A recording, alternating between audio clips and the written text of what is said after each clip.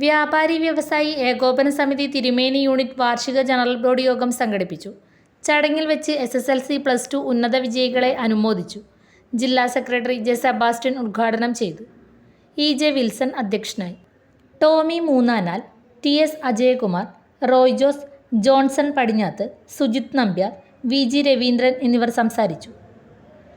ഞാൻ സൂചിപ്പിച്ചതുപോലെ വളരെ പ്രക്ഷുബ്ധമായിട്ടുള്ള ഒരു അന്തരീക്ഷം, വ്യാപാരിയെന്നോ വ്യാപാരി നേതാവെന്നോ സംഘടന പ്രവർത്തകനെന്നോ പറയാൻ കഴിയാത്ത ആ ഒരു സാഹചര്യം വന്ന ഞങ്ങൾക്ക് തിരിച്ചു പോകാൻ പോലും ബുദ്ധിമുട്ടുണ്ടാക്കുന്ന ഒരു സാഹചര്യമായിരുന്നു. പക്ഷേ ഇപ്പോൾ തിരുമേനി യൂണിറ്റിലെ വ്യാപാരികൾ, വ്യാപാരി പ്രവർത്തകർ, സംഘടനാ പ്രവർത്തകർ എന്നൊക്കെ പറയുമ്പോൾ വളരെ അഭിമാനത്തോടെ തല ഉയർത്തി നിൽക്കാൻ കഴിയുന്ന ഒരു സാഹചര്യം.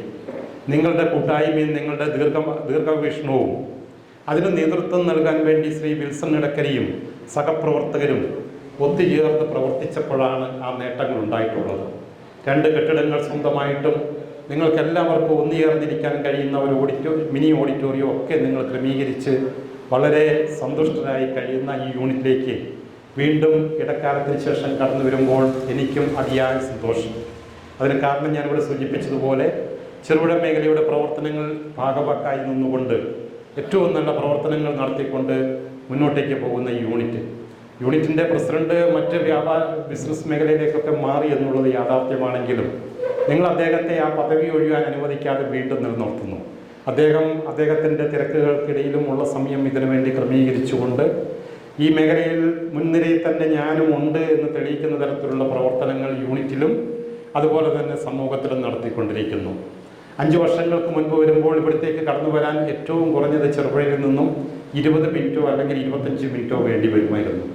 അത്ര മോശമായിട്ടുള്ള റോഡിൻ്റെ അസൗകര്യങ്ങൾ. ഇന്നിപ്പോൾ ഒരു 3 മിനിറ്റും കൊണ്ട് എത്താൻ പറ്റുന്ന, മേഖലാ പ്രസിഡൻ്റാണ് കാർ ഓടിക്കുന്നതെങ്കിൽ 2.5 മിനിറ്റ് മതി. ഞാൻ ഇന്ന് സമയം നോക്കി, അത്ര സ്പീഡാണ്. കുറേ ഇങ്ങ് എത്തിക്കഴിഞ്ഞപ്പോഴാണ് യൂണിറ്റ് പ്രസിഡന്റ് വിളി വന്നത്, എവിടെ എത്തിയെന്ന് ചോദിച്ചു. അപ്പോൾ കാറിൻ്റെ സ്പീഡ് പിന്നെയും കൂടി. ഏതായാലും അത്ര നല്ല റോഡ് സൗകര്യം വന്നു. ടൗൺ ആണെങ്കിൽ വളരെ മൊത്തത്തിലൊരു സുന്ദരനോ അല്ലെങ്കിൽ സുന്ദരിയോ മാറിക്കൊണ്ടിരിക്കുന്നു. കഴിഞ്ഞ ദിവസം ഞങ്ങളിവിടെ വന്നപ്പോൾ ഞാൻ ശ്രദ്ധിച്ചിരുന്നു, ഏതാണ്ട് 10-11 ബസ്സുകളാണ് നൈറ്റിൽ ഇവിടെ പാർക്ക് ചെയ്യുന്നത്. ആ ബസ്സുകൾക്കൊക്കെ പാർക്ക് ചെയ്യാൻ ഒരു ബസ് സ്റ്റാൻഡ് എന്നത് നിങ്ങളുടെ ഒരു വലിയ സങ്കല്പം, സ്വപ്നമാണെന്ന് എനിക്കറിയാം. അത് പ്രാവർത്തികമാക്കിയെടുക്കുക എന്നുള്ളത് വ്യാപാരികളെ സംബന്ധിച്ച് വ്യാപാരികളുടെ കടമയാണ്. ഒരുപക്ഷെ രാഷ്ട്രീയ പാർട്ടികൾക്കോ അല്ലെങ്കിൽ മറ്റ് പ്രസ്ഥാനങ്ങൾക്കോ കഴിയുന്നത് കൂടുതൽ ആ കാര്യത്തിൽ ശ്രമിക്കാൻ കഴിയുന്നതും പ്രവർത്തിക്കാൻ കഴിയുന്നതും അതും ആക്കിയെടുക്കാൻ വേണ്ടി മുൻനിരയിൽ നിൽക്കാൻ കഴിയുന്നതും വ്യാപാരികൾക്കാണ്. നിങ്ങൾക്കൊരു ബസ് സ്റ്റാൻഡ് അത്യന്താപേക്ഷിതമാണ്. കാരണം 10-12 ബസ്സുകൾ എന്ന് പറയുന്നത് മറ്റൊരു പട്ടണത്തിൽ ഒരുപക്ഷെ ചെറുവഴി ഉണ്ടാകും, പക്ഷേ മറ്റ് യൂണിറ്റുകളിലൊന്നും കാണാത്ത ആ ഒരു എണ്ണം ഇവിടെ ഉണ്ട്.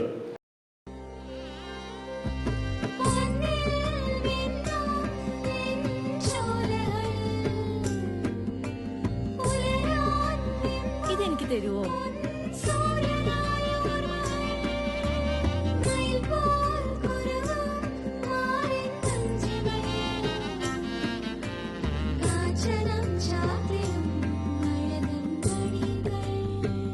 ചില ബന്ധങ്ങൾ പവിത്രമാണ്. കണ്ണും നിറയും മനസ്സും നിറയും. സ്വന്തം ജോസ്കോ ജ്വല്ലേഴ്സ്. ഇനി സംശുദ്ധമായ സ്വർണം ചെറുപുഴയിൽ.